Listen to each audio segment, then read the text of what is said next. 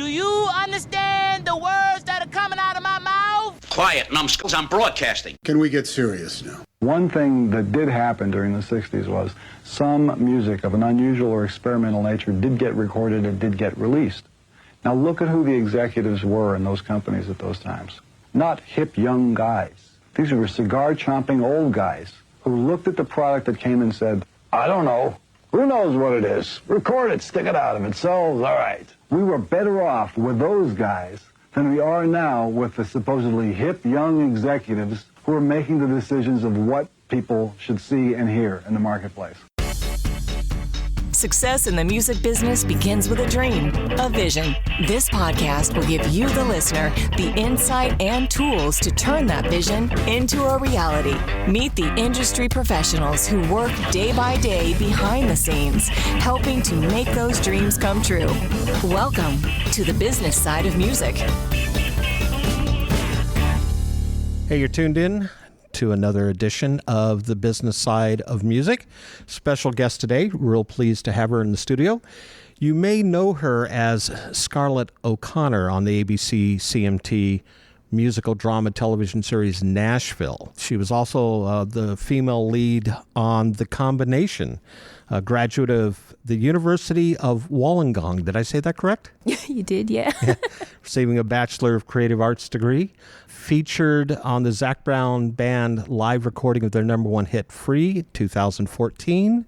Clara Bowen, welcome to the show. Thank you so much for having me. Glad to have you here. So, you know, a lot of things to talk about. You obviously have a new album coming out, so a debut album, right? Yeah, I'm so excited. Yeah, we're going to talk about that a little bit. I want to talk about a lot of other things because you have led an interesting life. So, first of all, south coast of Australia is where you're from. You just got back from there, I understand. Yeah, we're from the Minamara River. Yeah. It's down the south coast. It's a really small town. I think you could probably fit, well, when I first got to Nashville, you could fit like 3 of them in the Ryman. It's just that small of a town. It is that small. Yeah, it's grown a bit since then, but it's beautiful. And it's winter there right now. And it is. You just got back. Yes, it's not really like, it's not like winter in Nashville, though. It's like a bit damp and a bit chilly, and it's fine. There's nothing to complain about. Cooler here than there, though. Yes. Or maybe I should say cooler there than here, though. No, right now it's cooler there than here. Is that what you just said? Yeah, I think so. We'll get it figured out. Well, it's stinking hot outside right now yes, here, so we'll is. leave it at that. It is a little muggy. So, how'd you get started in the music business, first of all? We're going to kind of jump all around here, but how'd you get started in the music business? Oh, gosh. Well, did you start out as a singer-songwriter or as a musician, or did you start out as an actress? Or I started as a classically trained singer. That's what I trained for, was operetta and musical theater. So when I got the script, when it happened, it was something that I'd always wanted to do, but I didn't come up in the music industry at all. So it's something that I'm very much learning about still. I know basically nothing about the music industry in Australia, so I'm learning about it here in America. And it was very much like trial by fire. My first big show at the Bridgestone, I was terrified because it was, I'm standing with these wonderful band members behind me, so I had my back to them, and I felt really terrible about that because they were really nice people. And I'm looking at this huge audience and looking for the guy with the stick, the conductor, and he's not there, so I'm like, I don't know what to do, and I was terrified of microphones. So Buddy Miller taught me how to use one, which he is a saint for doing because it took me a minute. And it just sort of, I suppose I did it because that's what Scarlett was going to do. And we sort of, in the very first episode, I think you hear her say that I've never used a microphone before, so forgive me, Lord, I know not what I do, which was pretty much exactly what I was going through. So we learned a lot together. Let's talk about Buddy Miller, because you, in one of your bios I read, you said he's really kind of your ultimate music mentor, was Buddy Miller. And of course, anybody that follows his career knows that he's performed with Steve Earle and Emmylou Harris and Robert Plant, Alison Krauss, and Jim Lauderdale. How did you two meet? He was one of the first people I met when I got to Nashville, and we were all set to have a rehearsal up in a conference room. I was living at the Hutton Hotel for the pilot, and was just, like, Buddy said, okay, sing the song down. He said afterwards, he was like, I was expecting you to have to look at the lyrics, and of course in musical theater you can't be standing there looking at the lyrics, so right. I learnt the whole thing. And he was just so gracious and kind and I think he's very good with people who are nervous, people who, like, he could tell he's such a compassionate person. Both he and his wife, Julie, very much took me under their wing, and I don't know, they led the way and guided me in a really kind way, and were just really accommodating, and of course he's an incredible musician, and so is Julie. It's so lovely to see that they are playing again. Like, I can't wait to go and see them. But just to be taught by somebody like that, he didn't have to take that time to do that for me. But and he taught you how to hold the microphone. Yes, and just use it. He made me feel safe. Yeah. They both did. They're wonderful. I love them. And I really aspire to people who are kind to one another, and their love is just one of the most beautiful things I've ever seen. So he inspires me in a whole lot of different ways. Your musical influences.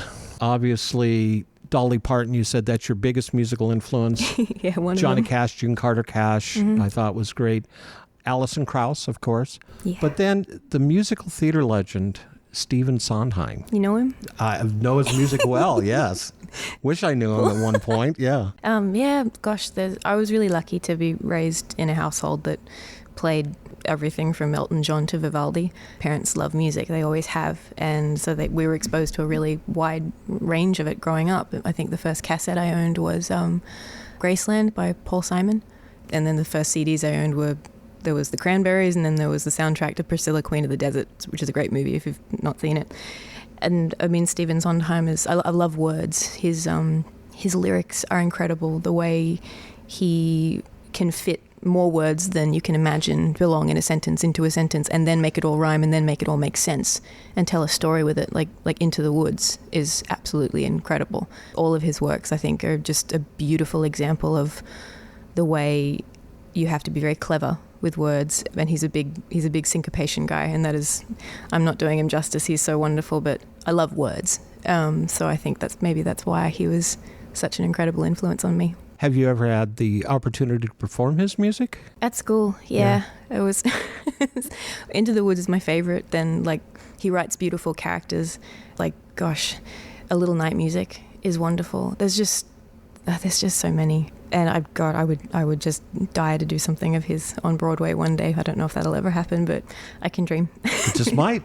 Thank you. You never know. Growing up in Australia, was your family, were they musically inclined? They obviously, the breadth and the scope of the music that you listened to growing up, were they influenced, or did they just love music, or were they players, musicians? It was both. My granddad, on my mom's side, he was in a kind of like an Irish barbershop quartet when he was younger, and he had very cool. Yeah, beautiful tenor. My dad has a gorgeous voice as well, and his mother, my grandma Shirley, she was a coloratura soprano, beautiful violinist, and my mother, she just like eats, sleeps, and breathes music. My brother is an incredible musician.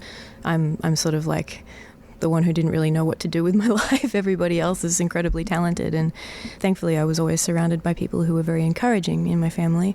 But it's just always been, it's such an expressive element. It's a universal language, music. It doesn't matter where you're from or who you are or where you've been. Music is something that you can communicate to anybody with. So I think that's probably because my life, like you said, it's been interesting, albeit short thus far, but a lot has been packed into it. I was going to say, you've packed a lot into your life already. Still here. Yeah, that trip to Broadway may not be too far in the future. You don't know at the pace you're going. Thank you for being encouraging. Yeah. No, it's, when you go through rough stuff in life, sometimes music is the only escape when everything else is pretty tough, and that's happened a lot in our family. I'm grateful for all of it because it all makes you who you're supposed to be. Right. But maybe that's one of the reasons it's so ingrained in me. Were you listening to a lot of your influences growing up? Were you directed to country music at any time? Or, because you're classically trained, but you were on a TV show that obviously leaned towards country music. Well, there was a funny thing happened in one of my vocal lessons with my beautiful singing teacher. Her name is Ivana Webb. It was Ivana Bevan back then. She actually lives in Florida now, and we've since caught up.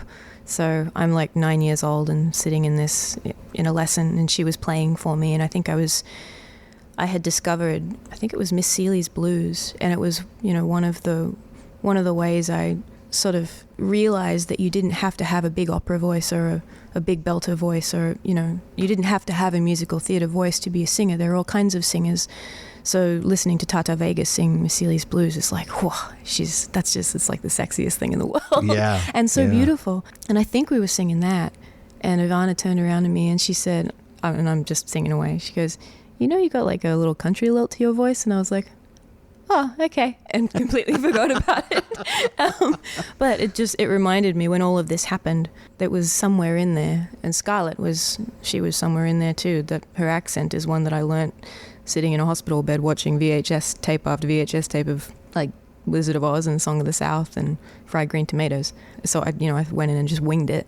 So it's funny how you end up in the place that you're supposed to be. Yeah. You never know how you get there. Was Scarlett, is that maybe a character that you helped create? I mean, obviously you got the script and they said, this is who Scarlett O'Connor's going to be, but were you able to kind of create your own, or maybe I should say, were you able to put your own input into how you saw her also?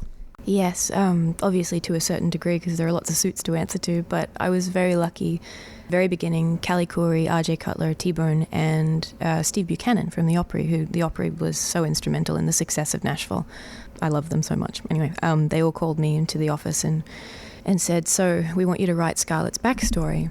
You know, we'll look at it, but we just want it to come from a really genuine place. And it was such a generous thing for people making network television to do for an actor, because they didn't know me. Like, they knew I could sing and they knew I could do the scenes, but they didn't know what I was going to say. So, obviously it was sort of with a grain of salt that they would take it. And they kept what I wrote to like very, very close to what she was, almost to the letter, really. Her mother's storyline and all of that kind of stuff, and the horses. And it was just so, so lovely that they let me make her somebody completely unique, from the way she spoke to the way she dressed, to how frightened she was of crowds, because I am too. I used to be.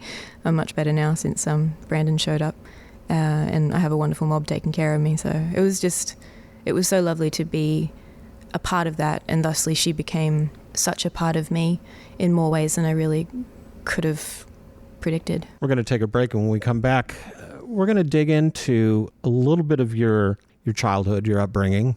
You had some challenges growing up. A couple. A few. And, of course, we're going to talk about, you and Brandon are animal lovers, as we discussed before the show. I think it's a competition to see whether my wife and I have more animals or you guys do. Oh, gosh. But, I'm sorry if you have more than us. It might be a draw at this point. I don't know. And, of course, we're going to talk about your debut album coming out this week. So we're in the studio with Claire Bowen. Probably know her as Scarlett O'Connor on the television series Nashville, but she's also an amazing singer who's got a new album coming out, and you're listening to this edition of... Hey, this is Will Carter from MusicStartsHere.org, and you are listening to The Business Side of Music, the quintessential place to get all of your educational information, news, and support for growing and elevating your music career. You're listening to The Business Side of Music. Hey, it's Chris SD from Sync Songwriter. Imagine what it would be like getting your music into the latest TV shows, movies, or ads. Your songs would not only get exposure in front of millions of viewers, you'd get paid to do it and gain a reputation as the songwriter that you are. I've been showing songwriters, composers, and artists how to get their music into TV and film for over 15 years. Collectively, they have generated hundreds of thousands of dollars from licensing their music. Their music has been on networks such as HBO, Bravo, ABC, NBC, Netflix, and more. In films or trailers such as Predator, Annihilation, Christmas Chronicles, Professor Mac, and many others. So many songwriters upload their music to websites hoping to get discovered. Unfortunately, this almost never happens with the millions of songs out there competing for attention. I show you how to get your music heard by the people who can actually make it happen for you.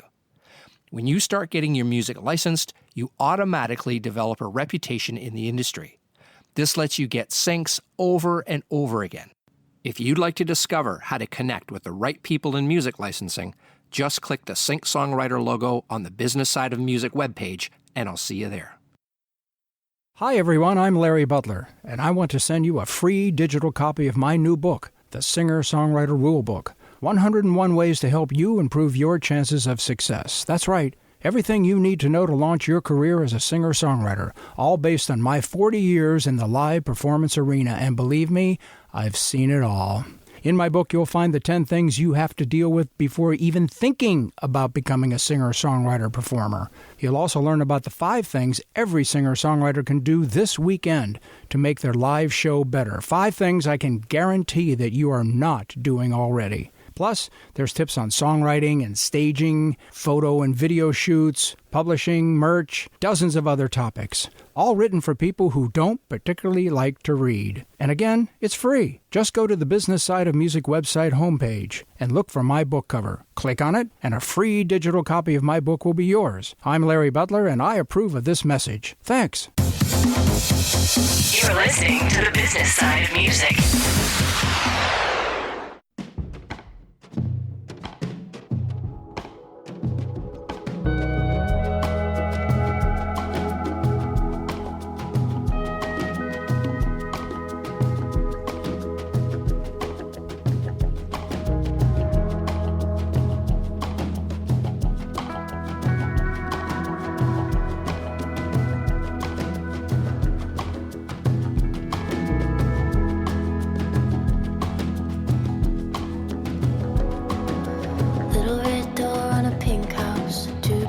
And 4 walls, modest, don't quite sum it up.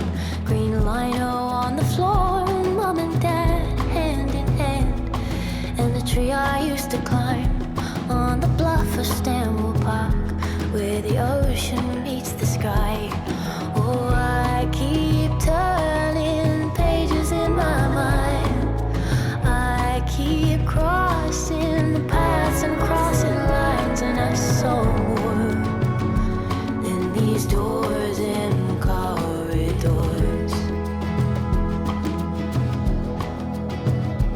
We'd go wandering with the dinosaurs, singing with the whales, high on Daddy's shoulders.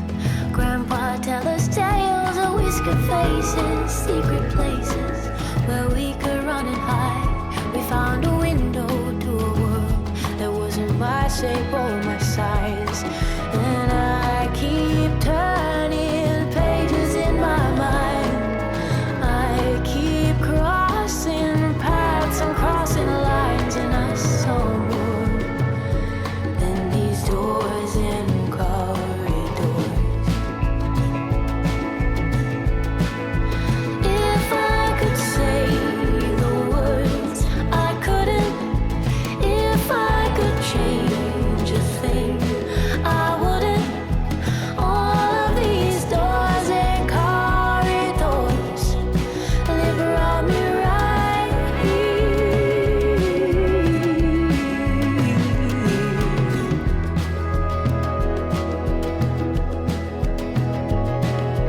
Little white room with a blue light, cold hands and paper cups.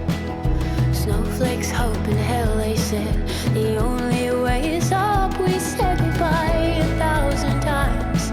See you on the other side. Between this world and the next, a shallow breath, a beating line.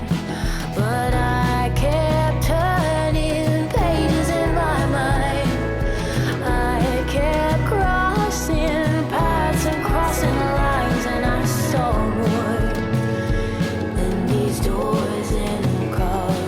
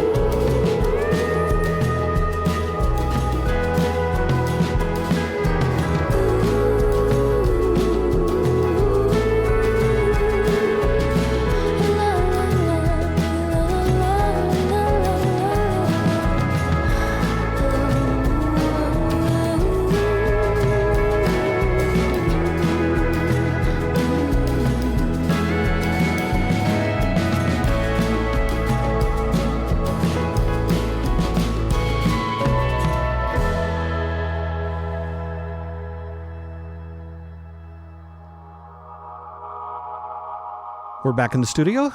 You're listening to this edition of The Business Side of Music. Actress, singer, songwriter Claire Bowen is with us. You obviously would know her if you've watched the Nashville TV series as Scarlett O'Connor. But there's a lot more to your life growing up. You're a cancer survivor. Yeah. Diagnosed at the age of 4. Mm-hmm. The doctors at that point, pretty scary stuff. Yeah, I was diagnosed in an emergency room after my mother had taken me in several times to our normal doctor who had said, there's nothing wrong, you're paranoid, it's your first baby, just go get some sleep. Then my legs stopped working, so they took me to the emergency room, and Mum and Dad knew that something was really, really wrong. And I was diagnosed there, and they said it's end-stage nephroblastoma, which is a kidney cancer that it had spread it's about the mass of a football, but not the shape. At the age of 4? Yeah, usually you're. I was born with it, they think, and normally it's something that you pass away in utero from, so you never really know. But I survived it, only to be found at 4 years old that it had kept growing, and I guess they said she's got about 2 weeks left. So you should probably, we'll manage her pain, but there's nothing we can do. You have to take her home. And my parents fought and fought and fought and said, you can't just tell us that. That's not enough. Doctor's diagnosis, basically you had a couple of weeks to live, pain management, but your mother didn't settle for that, I take it. No, they didn't. They Mum and Dad said, there's got to be something that you can do. We'll try anything. So the doctors, they said, well, there is an experimental treatment that we don't know if it'll work. It's very strong and it might kill her outright, the treatment itself. But we can try it if you sign this form and say that you won't sue us, and which is all they could do. Right. And they did such a good job. Nearly did kill me outright. And it was basically like all different kinds of chemo in really, really high doses. Wow. So I was, it was a lot. Yeah. But I don't know any different. So I don't feel bad about it or anything. I feel terrible for my parents. So I lived in the hospital for a long time. And it's definitely a big part of the album. There's a song called Doors and Corridors on there that, I couldn't go to school because I was so sick, and my parents thought we've got to teach her things. So I was lucky I had a grandpa who worked at the aquarium, the zoo, and the museum in Sydney. So every day when I was a little bit better, because the treatment was pretty severe and I couldn't go anywhere for a long time, but when I could, every day that I was able, Mum and Dad would take me to one of those places to learn. So I can't count very well, but I know what a thylacine is.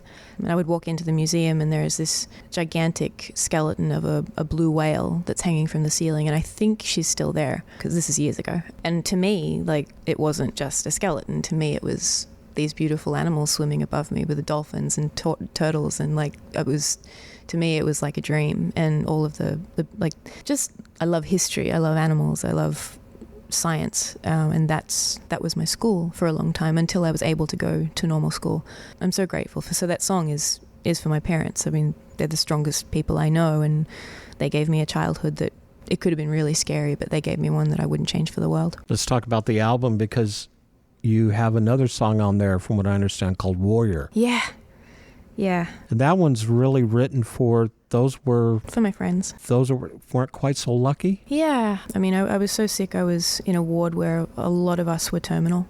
So I grew up with most of my friends, all of my friends some of us were missing arms and legs, some eyes, and some things like me, like insides or that you can't see. But everybody had no hair, and everyone was hooked up to tubes, and we all walked around on our toes because the vincristine had destroyed the muscles in the backs of our legs. So we all looked like these tiny little fairy creatures wandering around the ward, if we could wander around. When I was finally discharged, there's a magazine that the hospital put out. In the back, there's, congratulations, you get to go out, you get to go. And then there's the condolences. And my best friend was in the condolences section, Jackie, and I was in the congratulations, you get to go home section on the same day. I'm so lucky to be here. It's a miracle that all of my treatment was experimental and not everybody survived the round that I had. And in fact, I don't know anybody else. And I remember just the way, it's kind of hard to talk about. When I got to the hospital, Jackie, my best friend, she met me in an elevator, and I didn't know anybody there, and it was kind of scary, and it was weird and cold because air conditioning was not a thing. It's still not a thing in Australia.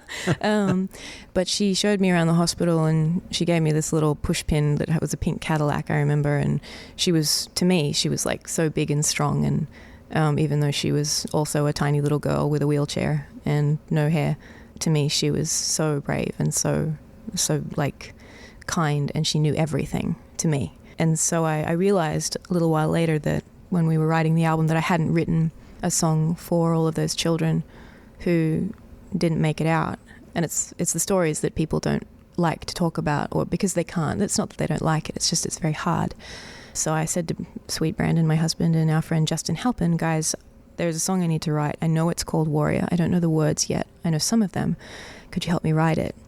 And so we did. And as we wrote, I realized that it's something that so many people out there go through, whether it is in your mind, your heart, your body, your soul. Everybody has scars, and not all scars are things that we can see with our eyes. So I guess in a way of celebrating all of those children, all of my friends who I think about every day, and I know that they're on stage with me every time I go up. Wow. I know that they're there. That's so cool. But to be able to honor them and reach out to people who feel like they don't have a voice, who feel like it is really hard to get out of bed in the morning, whatever they're suffering from, and we all suffer. Everybody, that's life. That's what happens. Yeah. And a lot of people feel alone in it. And one of the things I want to do with my music is make sure that as many people as I possibly can make them not feel alone, because you don't have to be. So Warriors, it's for them, it's for all of those children, and it's for anybody out there who just needs to know that their battle scars are beautiful. We talk about Brandon. Okay. Brandon Robert Young, your husband. Yes. You had some unhealthy relationships.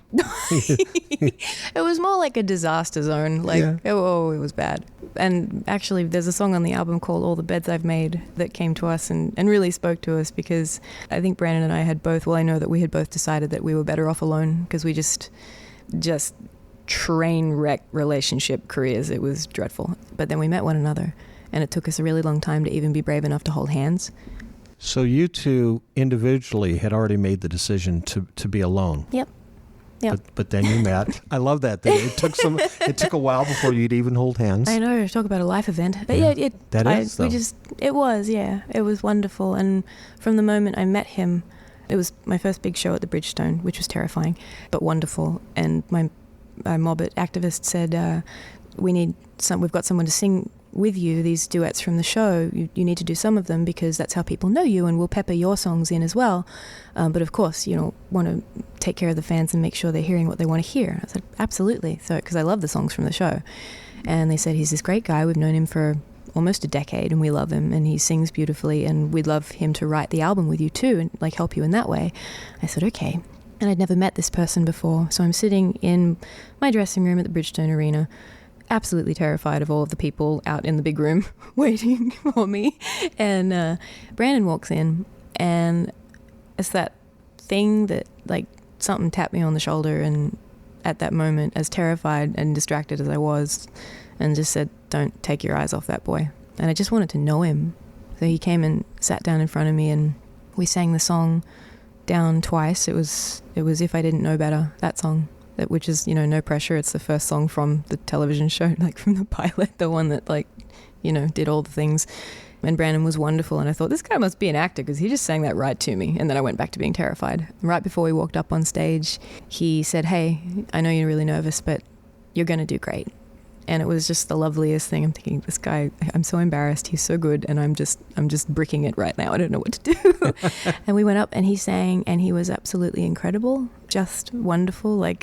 The first time I really had ever felt anything about that beautiful song. So he said goodbye, wandered off stage, and jumped on a tour bus with an artist named John Hyatt, who was wonderful. And I think he's toured with him for 9 years. Anyway, we kept in touch, and we started writing together, and I fell in love with him, writing our very first song, which we haven't recorded yet. But when I heard All the Beds I've Made, it's all about learning to trust again, and healing, and really knowing that somebody, it's easy to love somebody for their strengths, but loving someone for their weaknesses is a whole other thing. That's the way we came to love one another. And it just, I don't know, it sums us up beautifully. It was really nice that the writers, Stephanie Lambring and Carolyn Spence, who wrote the song, were lovely enough to allow us to change the bridge. So we, ended up writing a lot of it ourselves. And so it pertained to us. It was really nice. And I just love the song. We're going to take another break, get in another word for our affiliates on the show.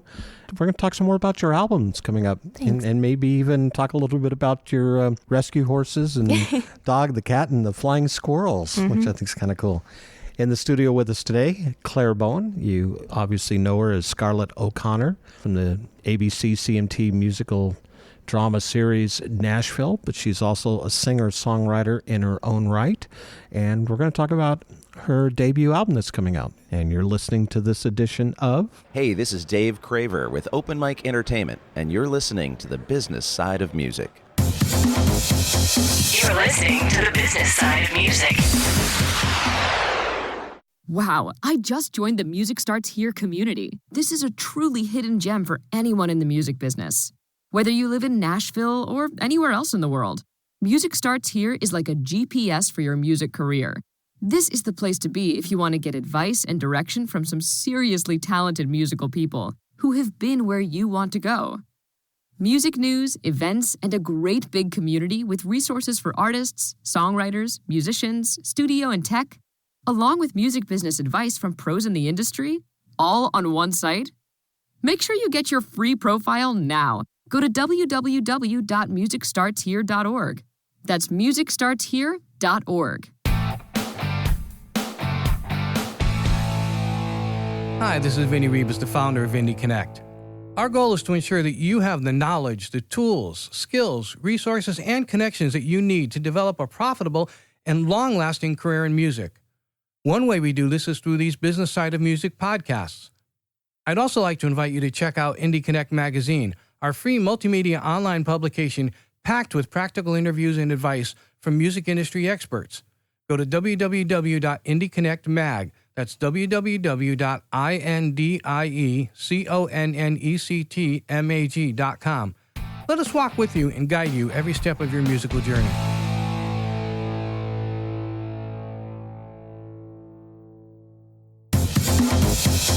You're listening to the business side of music.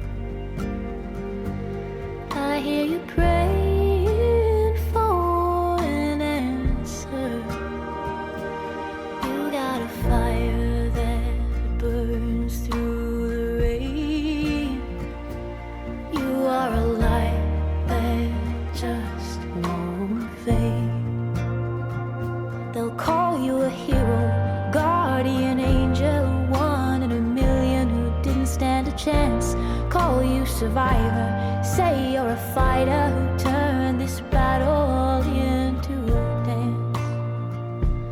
Warrior,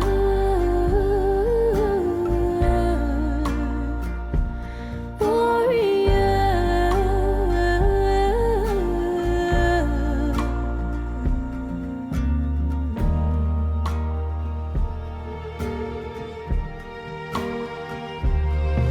When you find it hard to smile,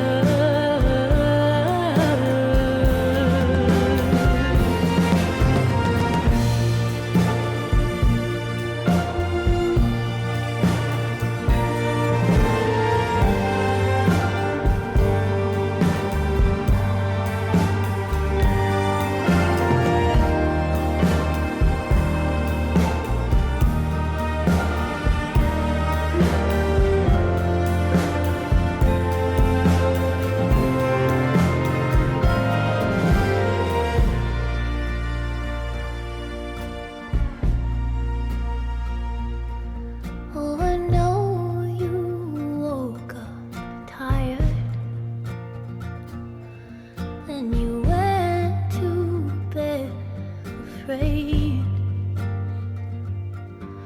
But love your battle scars with everything you are. Warrior,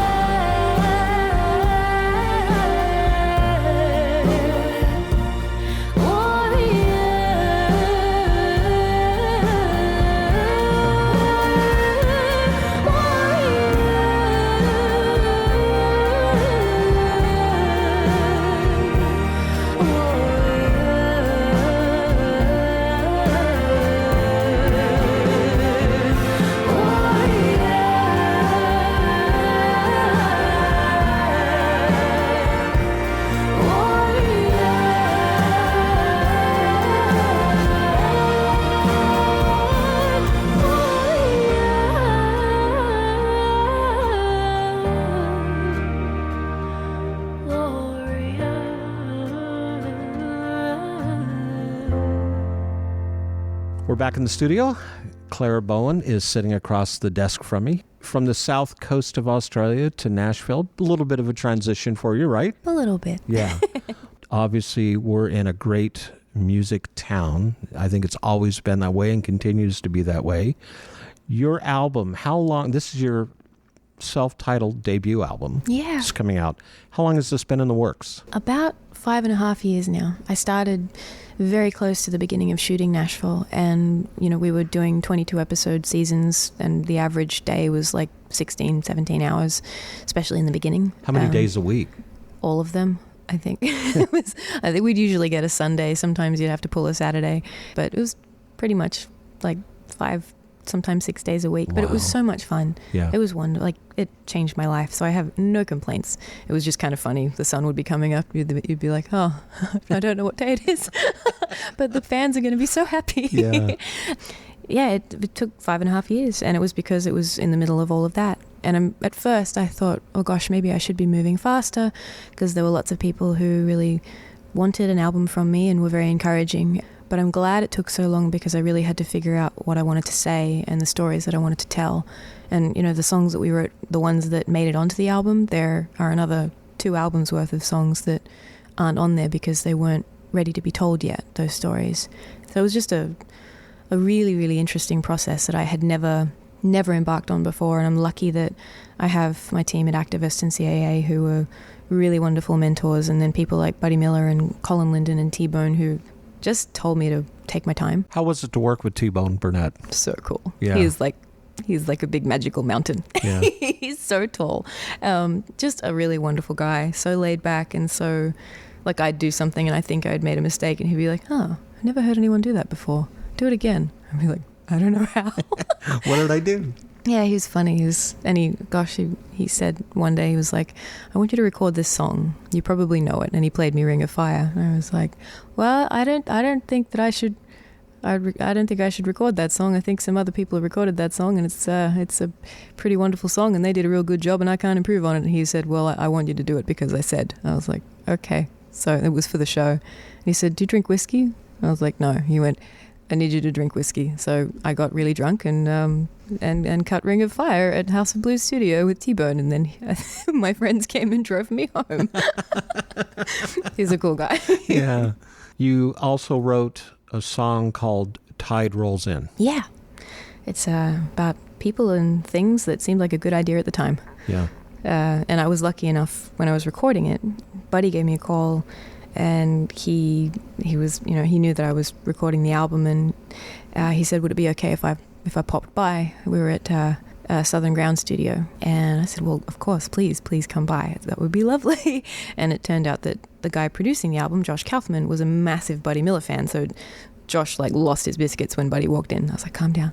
And Buddy's just a relaxed, chill, Zen person, and was so lovely and so complimentary about the music. And I said, well, would you like to play? And he said, well, I've got an amp and a baritone in the car. I was like, all right, go get it. So we had the best time in the studio cutting Tide Rolls In down live. He's just incredible. I feel like him playing a baritone, it's it's like his voice. He's got this lovely, soft, velvety voice, and the baritone really digs in, and it's just, I don't know, whenever I hear a baritone guitar now, I think of Buddy. And that's not typically a common instrument that you hear, at least not in country music or Americana. Not the way he plays it. But Buddy's the king of Americana. Maybe in jazz or classical. But that's very true. But Buddy's the king of Americana, so if he says, all right, it's going to be a baritone guitar, it's going to be a baritone guitar. Exactly. How many songs on the album? 11, I think. Yeah. And you said there's a plethora of more songs that could fill up 2 more albums. Yeah, so I better write another one. How difficult was that to choose those 11 songs that are going on that debut album? I mean, obviously, just talking to you, you're writing from your heart. It's part of your soul. It's you that's being transitioned into words and into music. How do you choose which ones make it on this and which ones wait for the next album? I think they just kind of let themselves be known. You find one, and then this through line starts to happen, and so you find another one, and it's kind of it's like they're all talking to one another, like me next, and one story follows another story, just like life. So it's almost a musical journey. Yes, definitely. Which is so rare these days, because I shouldn't say everybody, but a lot of artists are out there just, hey, let's write a hit. Let's get a hit out there instead of taking the time to write that musical journey. I mean, hits are wonderful, and lots of people hear hits, and I don't know what it is that defines a hit. People say it's a formula or a certain amount of radio play or the platform that it's on or the person who wrote it. But I think a hit can take years and 15 people to write as well, just like a little song of mine can. I think what I love most about country music, and whether it's a hit or not, it's something that speaks to you. Country music is people's music. It started as folk music. That started in the foothills, the Appalachians. Yeah. It's my favorite part of the country music museum, the Hall of Fame, is where, like, the oldest part, where all of the African people came over and the instruments that they used. That's where country music came from. And it's morphed into so many different things. It's this beautiful, wide genre that cannot be defined in one word, really, but it all sits under this umbrella. I think whatever you're writing, whatever the songs were going to be, they had to be ones that were telling a story that other people could hear their stories within. That's the most important thing, because it's not about us as artists, it's about the audience. We're making music for them. You make it for you, and you're proud of it, but it's really for them. Ultimately, though, you write a song so the fan can connect to that song. Absolutely. Connect to you, because, at some point they'll listen to that song and they'll go, oh my gosh, she wrote about me. How did she know that's exactly how I felt? Yeah, But that's, that is kind of the goal at the end of the day, I would think, or at least one of the goals. It's mine. It's my goal. I want music to be something, the shows that I do, they're so funny. It's just me jumping around like an idiot on stage, and these US shows that we're going to do are a little bit more intimate, which I'm really excited about. I play songs, we talk about things that are difficult to talk about. So some songs are things that maybe people forget all their worries to these songs, or they might find the words to voice the worries that they have with these songs. And I get a lot of people sending me lovely messages saying, I thank you for writing Ave's song, because that was me. Or thank you for writing Warrior, because that's my mum. Or, just thank you for writing All the Beds I've Made, because that's me and my wife. Like, it's supposed to be that way, I think. And Little by Little has been a big one too, that sort of has brought, I don't know, we do a lot on social media now, and it's great. And there's a lot of, it creates a lot of buzz and all that kind of stuff. But my favorite thing about just the songs in relation to the way people speak to one another with them is them speaking to one another. Because they say nice things to me, but especially with the song Little by Little, people will write out like little ways that they can make the world better in the comment section, and then other people will start conversations with one another. So you have this network of people who may never have met. They're on other sides of the world, who are all sharing these ideas of how you can make the world a better place in the tiniest way without breaking the bank or breaking your back. You can actually make a difference and make the world glow a little bit. And I think that's a perfect analogy, because music is global. Yep. No matter what genre or style, if it's got a message, and most music does, you're going to reach someone, and you're going to reach some people, and they're going to connect. Yeah, you want them to reach out to one another as well. I think we're living in a very divided space at the moment. Yeah. So the more, I'm just one little person. If I'm going to leave a mark, I want it to be that people reached out to one another with kindness because of some words that I wrote down sometime, Let's talk a little bit about your menagerie of animals. You and your husband, Brandon, you've got a family farm. Yeah. Which includes flying squirrels. They're funny little things. They're... How do you keep those? Oh, carefully. They're lovely. I think they were a really popular pet here for a while. They're actually native to Australia and Papua New Guinea. Tiny little Australian possum with little stripes. They're grey and they glide. So kind of like a flying squirrel, but the Australian version, pointier. For a while here, I think they were marketed as sugar bears, and they're not a bear, but that's what they marketed them as. And they were selling them in strip malls and stuff. Thankfully, that has stopped, but I ended up with a couple because my assistant was, so I had one. I couldn't believe that these beautiful endangered Australian animals were here. So I had my one little girl, Threepence, who went everywhere with me. My assistant was she was picking up her check at the vet that she worked at part-time. And there's a very specific noise that these creatures make. And you can hear them, they're like, when they fight or when they want something or just when they feel like it. That's the noise they make. So my assistant, Bailey, is standing at the counter and she hears this lady's handbag make 2 of those noises. And she says, "Ma'am, what is in that bag?" And the lady's like, "Oh, it's I've got sugar bears in there. I'm going to go down to the pet store and sell them," which is not legal, I don't think. And Bailey said, "I will give you my whole paycheck if you just give me those, and please, if you wouldn't mind." And the lady was very sweet and she handed them over. Just because people think that sugar gliders are because they're small, they think that they're like a mouse or a rat, and rats and mice are beautiful too, but these are not rodents, they're marsupials, and they can live for up to 15 years. So unbeknownst to me, Bailey obtains these 2 creatures and comes back to our apartment where Brandon and I was sitting down and just recovering from somewhere else that we had jet lag from. And Bailey walks in and she's got this look on her face. I'm like, "What? Are you quitting? What did you do?" And she's like, "I did a thing." And then her handbag goes, I'm like, "Oh my goodness." So she pulls these 2 little dudes out of her handbag, and she always says, "Oh, they're meager beginnings in a shoebox."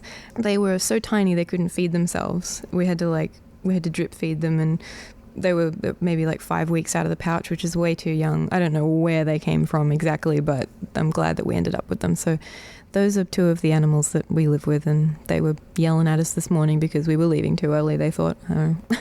Wow. Let's talk a little bit about your touring. You mentioned you've got some dates coming up. You're going to hit the road. Yes. Gosh, I need a list in front of me, though, to say it properly. I can't wait. We're playing mostly city wineries. Yeah, I was going to say, so you're going to be doing city winery type venues? Yep. So Boston, Chicago, Nashville, and the Birchmere in Alexandria. And where's the other one? And New York. So it's they're beautiful little rooms, lovely, like a big bluebird. They're listening rooms. And I just can't wait. I've performed at the Birchmere once, and that was incredible. It was an absolutely beautiful crowd. And they're just lovely, intimate spaces where you can really tell stories and connect with people a little more. Mm-hmm. And it's not the type of show that I've done before. Even at the Bluebird, when you're in a round. So you're sort of passing it from one person to the other, but to actually get and sit with people and tell stories, and sometimes you get to hear their stories as well, and sing the songs from the album is going to be a really interesting experience. I'm so excited. Solo act, or you're going to have just you? Oh, I have a wonderful opener who is an Australian country music artist named Imogen Clark, who opened for me in Australia, and she's like the new generation of country music in Australia. She's just a magnificent person.